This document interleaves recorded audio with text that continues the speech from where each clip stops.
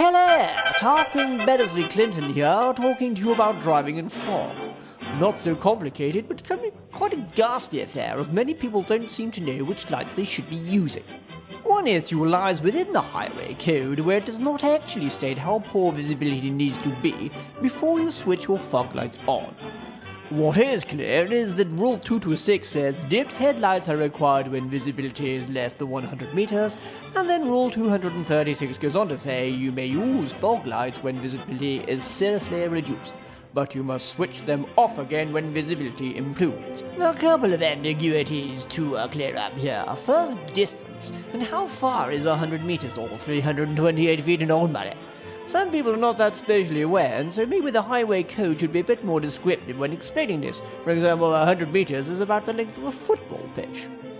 And so on to our next ambiguity, dipped headlights. What are dipped headlights? Well, here's a diagram which shows what lights are what. You use your auto headlights or dipped headlights, but not your side lights. More on auto lights later, but here's how you use your fog lights. You switch one here and here, and they illuminate on your dashboard here and here.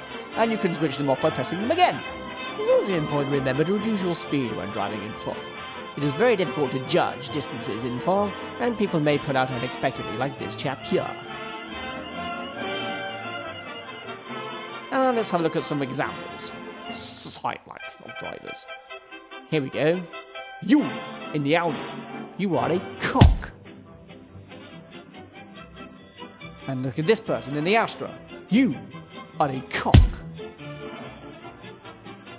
And you in the van, you're a cock as well. You need your lights on.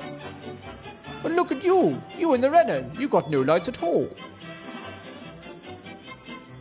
Same stretch of road, same kind of idiot. You in the Audi, common theme there, are a cock. Look, here's a hairdresser's car. Only one side light on, that's no use.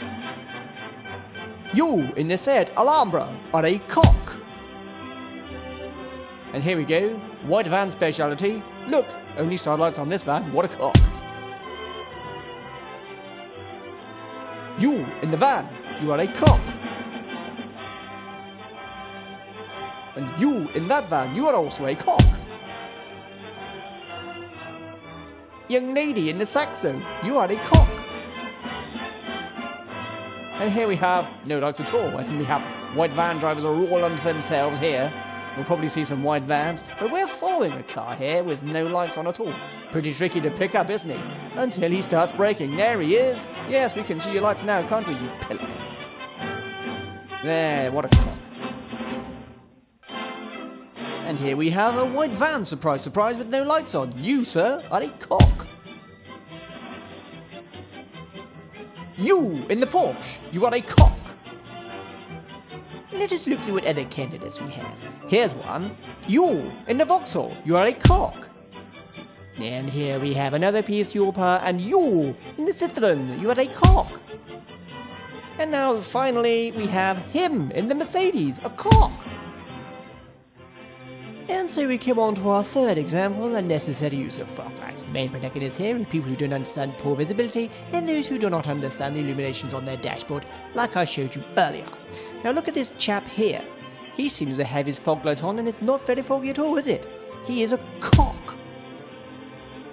And finally we have example number 4, front fog lights only.